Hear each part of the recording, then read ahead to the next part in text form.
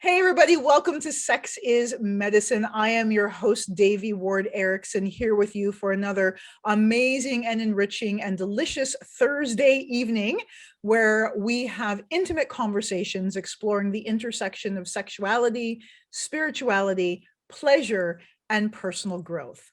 I am here this evening with you with another Sex is Medicine alumni, Dr. Ronald Goldman, PhD.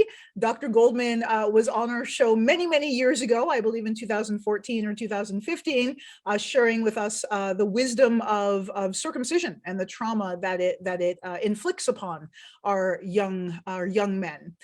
Dr. Ronald Goldman, PhD, is a psychological researcher, speaker, and writer, and he is the director of the Early Trauma Prevention Center. His work includes hundreds of contacts with parents, children, and medical and mental health professionals. He educates the public and professionals about generally unrecognized origins and prevention, of emotional and behavioral problems that have often overlooked beginnings during infancy. This information can improve personal and social experiences. Dr. Goldman's publications have been endorsed by dozens of professionals in mental health, medicine, and social science.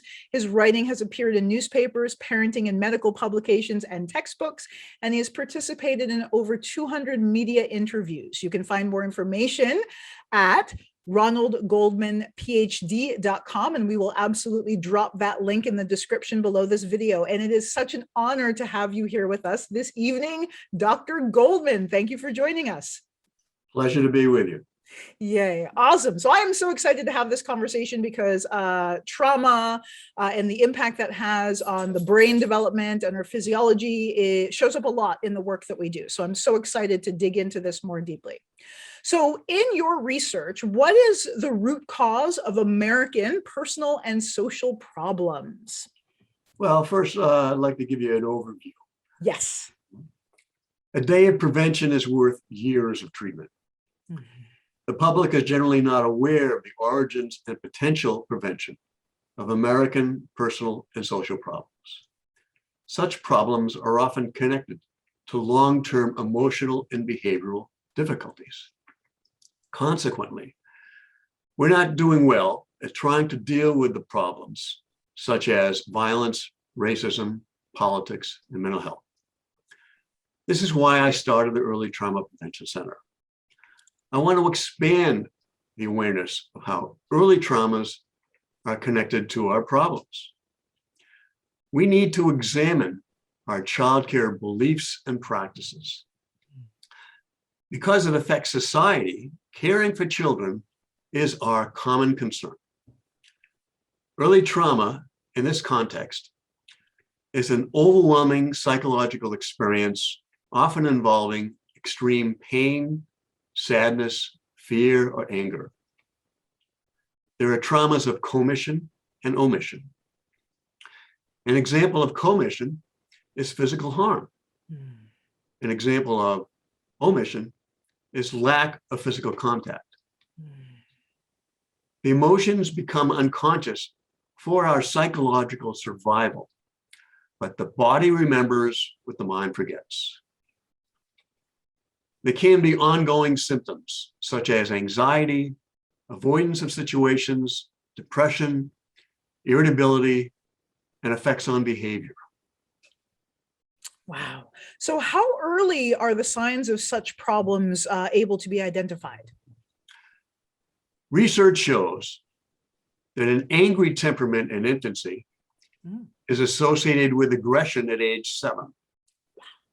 Other research shows that aggressive behavior with peers is stable for the first 10 years of life.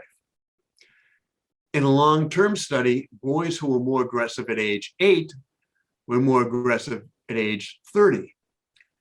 Based on the research, emotional and behavioral difficulties can start as early as infancy.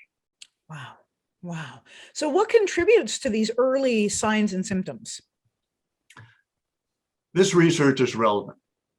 In the 1950s, Harry and Margaret Harlow conducted classic monkey studies. Monkeys raised in cages at their testing location without physical contact with mothers became depressed and aggressive toward normally behaving monkeys. When these monkeys became mothers, they did not respond to or touch their offspring. Brain development studies showed that lack of physical contact changes brain areas that control affection. Nature and nurture cannot be separated. Experience changes biology. In cross-cultural studies, a researcher predicted the peaceful or violent tendencies for 39 of 49 cultures from one mother-infant bonding practice. Baby carrying on the mother's body or a close relative acting as mother all day for the first year of life. When there is little physical affection, antisocial behavior is high. When there is much physical affection, antisocial behavior is low. Decades of studies show that the quality of the mother-infant bond affects social development, empathy, and more. Researcher John Bowlby examined children with emotional and behavioral problems and was able to connect their problems to histories of disrupted mother-infant bonds that involve maternal deprivation. So what can disrupt that mother-infant bond? Because that sounds like that is critical. Various factors can disrupt the mother-infant bond. The relationship starts during pregnancy.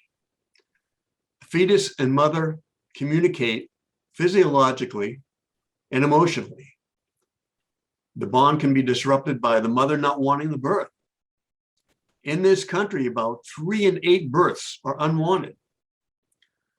The bond can also be disrupted by the infant being separated from the mother, unmet biological and psychological needs, maltreatment, and trauma.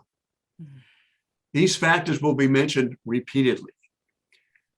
We are designed for pleasure, not pain.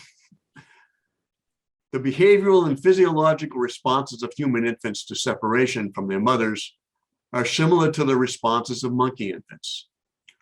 Also, as observed in animals, early events affecting the mother-infant relationship can have long-term consequences on maternal behavior and infant development. For example, diminished mother-infant contact after birth has been associated with differences in maternal behavior toward the infant after 1 year and later differences in how the mother communicates with her child. Numerous studies show that disrupted bonding, also called attachment disorder, is a major contributor to mental health problems, including distress, personality disorder, low self-esteem, depression, anxiety, and excessive weight from eating disorders. Research also shows that about half of Americans reported at some point in their life having at least one mental health problem. It is no coincidence that American attachment disorder is epidemic at about 50%. The quality of attachment is a biological and emotional foundation for the quality of future mental health and relationships. The long-term effects of disrupted mother-infant bonding have not received the widespread attention they deserve. A secure bond is a primary need.